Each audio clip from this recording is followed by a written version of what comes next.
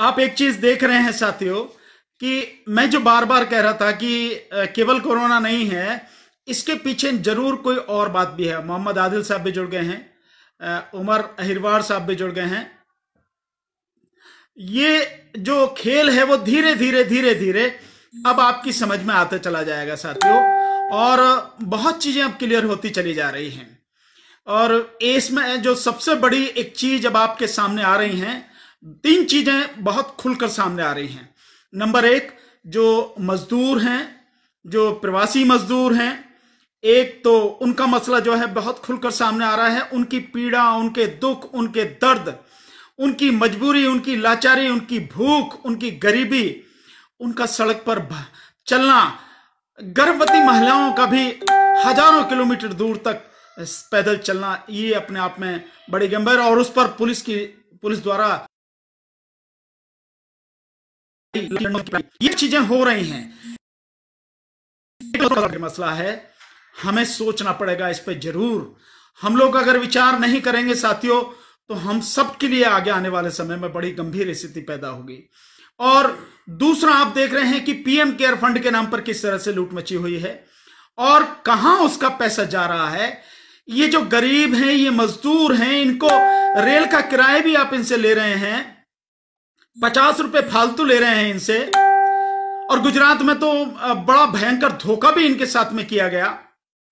जो ये स्थिति इनके साथ में हो रही है वो बहुत गंभीर स्थिति है। तो वो जो पैसा पीएम केयर फंड में आ रहा है कहां चला गया। जुनैद अंसारी साहब भी जुड़ गए हैं, रामचंद्र रवि साहब भी जुड़ गए हैं, हमेश मित्तल जी भी जुड़ गए हैं सर, मोहम्मद सलीम साहब भी जुड़ गए हैं, अश्वनी कटारिया जी भी जुड़ गए हैं, वैशाली दमकिया जी भी जुड़ गए हैं, डीपी सिंह साहब जुड़ गए हैं। तो वो जो पैसा आ रहा है पीएम केयर फंड में, आखिर वो कहां जा रहा है। और तीसरी जो भयानक स्थिति हो रही है कि लगातार हिंदू मुस्लिम किया जा रहा है। हालांकि जो इनका गोदी मीडिया है वो लगातार बदतमीजी कर रहा है। कल मैं देख रहा था कि इतने गंभीर हालात में भी पता नहीं कोई मोदी की कोई स्टेडियम की कोई रिकॉर्डिंग वो राजेश शर्मा अपने इंडिया टीवी पर दिखा रहा था।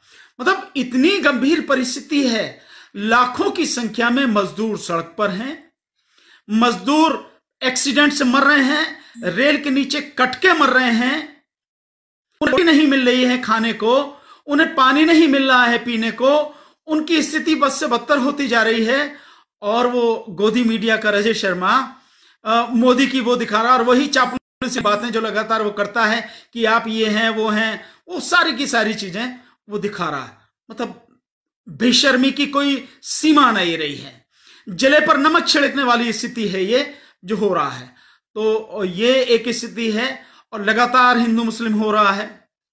आज भी लगातार मुस्लिम समाज के जो लोग हैं, विशेषकर वो लोग जिन्होंने सीएए, एनपीआर और एनआरसी के समय में आंदोलन में भाग लिया, लगातार आंदोलन किया, करोड़ों लोग पूरे देश में उस आंदोलन से जुड़े, उन सारे लोगों को जो लोग कोऑर्डिनेट कर रहे थे, जो बढ़ चढ़ कर आगे हिस्सा ले रहे थे, जो भाग ले रहे थे, उसमें जो फ्रंट पर थे, उनको धीरे धीरे सब लोगों को गिरफ्तार किया जा रहा है और सभी पर देशद्रोह का मुकदमा लगाया जा रहा है। सारी देशद्रोह की परिभाषा इन्होंने बदल के रख दी है साथियों।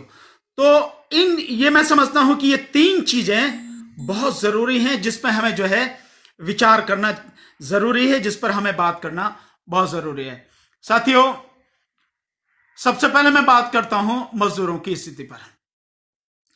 इसमें कोई शक नहीं है कि लगातार आप देख रहे हैं, हालांकि होना तो यह चाहिए था कि जब प्रधानमंत्री मोदी ने लॉकडाउन किया तो 4-5 दिन का या हो सकता है हफ्ते भर का समय उन्हें दिया जाता, पूरे देश के लोगों को दिया जाता कि जो कहीं भी हैं, इधर उधर हैं, जो अलग अलग राज्यों में रह रहे हैं, उन्हें बाकायदा समय दिया जाता, हफ्ते भर का समय दिया जा सकता था कि भाई हम, जैसे हांगकांग में किया गया, हफ्ते भर का समय दिया गया, तो दिया जा सकता था कि भाई हम उस तारीख को ये लॉकडाउन करने जा रहे हैं और इस लॉकडाउन में पूरा देश बिल्कुल बंद हो जाएगा, जो जहां है वहीं रहेगा, किसी भी तरह का कोई मार्केट नहीं खुलेगा, कोई इंडस्ट्री नहीं चलेगी, कोई बसें नहीं चलेंगी, कोई ट्रक नहीं चलेगा, कोई रेलवे नहीं चलेगा, सारा ट्रैफिक सारा पूरी तरह से बंद हो जाएगा।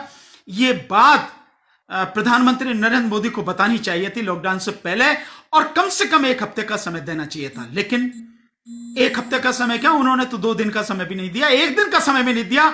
मात्र 4 घंटे, और 4 घंटे के भी क्या, 3.5 घंटे। 8 बजे श्रीमान जी आते हैं और 8:30 बजे लॉकडाउन करके कि 12 बजे से लॉकडाउन हो जाएगा करके चले जाते हैं। तो समय कहां मिला, किसी को कोई समय नहीं मिला। और कह दिया गया कि जो जहां है वहीं रहेगा, और सब पूरा बंद कर दिया गया। यह है कि जो जहां था वो वहीं फंस गया।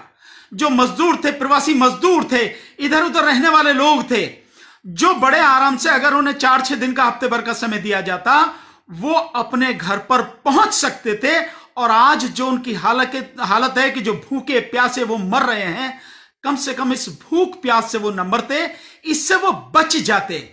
और सरकार भी जो दावा कर रही है, झूठ बोल रही है लगातार सरकार कि हमने इतना पैसा दे दिया, हमने इतने खातों में पहुंचा दिया, जनधन खातों में पहुंचा दिया, किसानों के खातों में पहुंचा दिया, किसान सम्मान निधि हमने मनरेगा के खातों में पहुंचा दिया, हम इतने लोगों को खाना दे रहे हैं, हम राशन बांट रहे हैं, हम पका हुआ भोजन दे रहे हैं। सारी की सारी झूठ के अलावा कुछ नहीं है।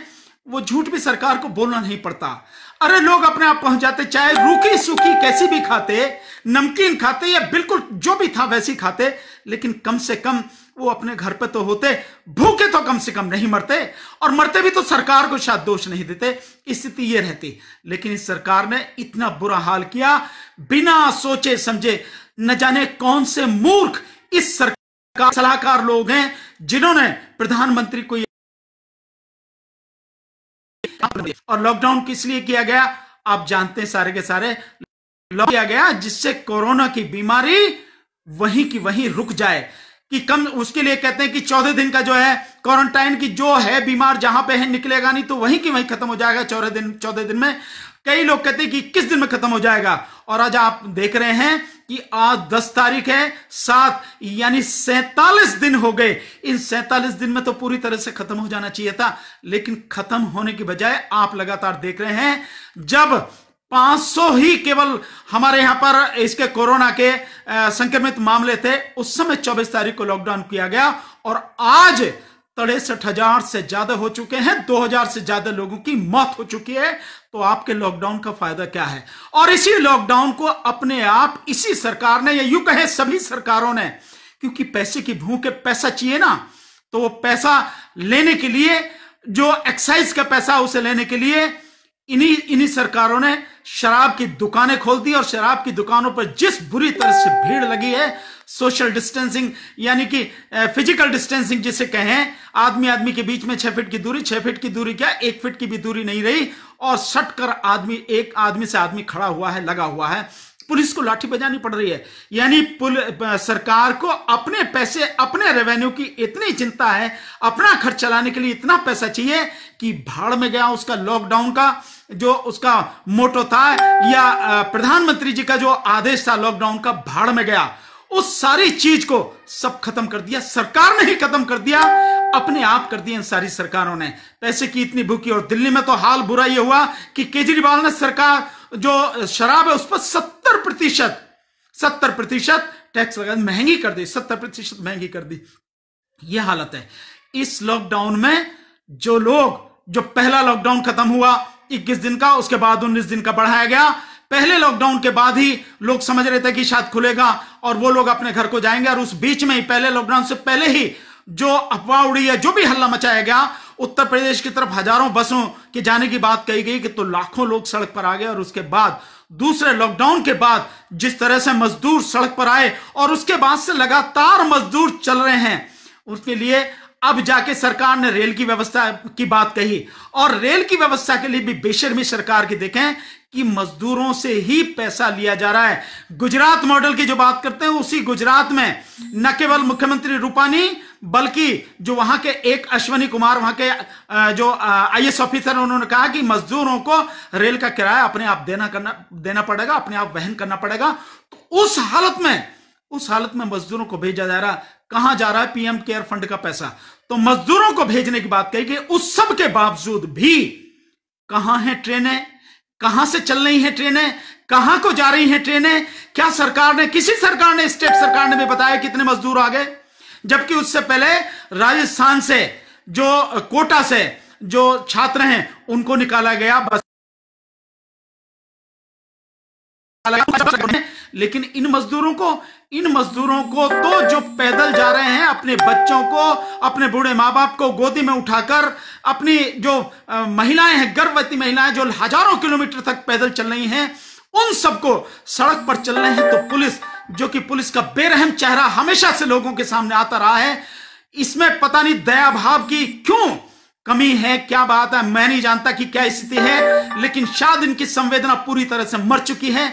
लोग कहते हैं कि 24 घंटे ड्यूटी कर रहे हैं, इसके ये परेशानी नहीं है। अगर ड्यूटी नहीं कर सकते नौकरी से इस्तीफा देकर बाहर जाएं। क्या जरूरत है नौकरी करने की? किन नेताओं के इशारे पर तुम पब्लिक को पीट रहे हो? किसे रोक रहे हो आप? उस पब्लिक को जो बेचारी भूखी है, प्यासी है, जिसके पास पैसा नहीं है, जो पैसा ना होने की वजह से किराए का मकान छोड़कर वहां से अपने गांव के लिए जा रहे हैं, पैदल जा रहे हैं, जिनके पास बस का, रेल का किराया नहीं है, जिनके लिए बसें रेलवे चलाई नहीं जा रही हैं, उन सब के लिए उन्हें सड़क पर चलते हुए को पीट रहे हो, उन गरीब मजदूरों को पीट रहे हो। और वो अगर रेलवे ट्रैक पर, जब उनके पास कोई रास्ता नहीं बचा तो रेलवे ट्रैक के माध्यम से जा रहे हैं, तो उनके साथ ऐसा हादसा होता है कि सोते हुए 16 मजदूर कट गए। और अब उसके बाद ये स्थिति है कि उन्हें रेलवे ट्रैक पर भी नहीं चलने दिया जा रहा, पुलिस वहां भी उन्हें पीट रही है। अरे बेरहम पुलिस के लोगों, क्या इसी बात की शपथ लेते हो? जिस समय तुम संविधान की शपथ लेते हो, पुलिस की जो शपथ लेते हो, उसमें किस बात की शपथ लेते हो? क्या निर्दोष बेगुनाह मजबूर लोगों को पीटने की शपथ लेते हो, ना मारने की शपथ लेते हो? यह देश के संविधान को बचाने की और देश के कानून और संविधान के तहत काम करने की शपथ लेते हो। उनके पास रास्ता ही क्या बचा? सड़क तुमने बंद कर दी, सड़क पर तुम पीट रहे हो, तो रेलवे ट्रैक से नहीं जाएंगे तो कहां जाएंगे? उन मजदूरों की स्थिति। और इस हालत में मैं अब एक बात मेरे उन साथियों से कहना चाहूंगा, साथियों, ये मजदूर कौन है? ये गरीब, शोषित, पीड़ित, दुखी, दलित, पिछड़े समाज के, मुस्लिम समाज के ये लोग हैं और कोई नहीं है। और मैं समझता हूं ये जितने भी लोग हैं, आज इन्हें हिंदू कहने वाले, इन्हें हिंदू मानने वाले, जो 100 करोड़ हिंदुओं में इनकी गिनती करते हैं, जो 130 करोड़ हिंदुओं में, वो मोहन भागवत है नहीं जो आरएसएस प्रमुख है, उसने कहा ना देश में 130 करोड़ हिंदू हैं, तो उस मोहन भागवत से पूछो अभी ये हिंदू कहां गए? ये हिंदू नहीं दिखाई दे रहे? ये हिंदू नहीं तुझे मरते हुए नजर आ रहे? देखा नहीं लखनऊ में वो एक परिवार, एक व्यक्ति अपनी पत्नी को और दोनों बेटियों को लेकर साइकिल पे गया और एक्सीडेंट हो गया, दोनों पति पत्नी वहीं मर गए। सियासी तकदीर यूट्यूब चैनल को सब्सक्राइब करें और बेल आइकन पर क्लिक करें ताकि आपको सबसे पहले खबरें मिलती रहें।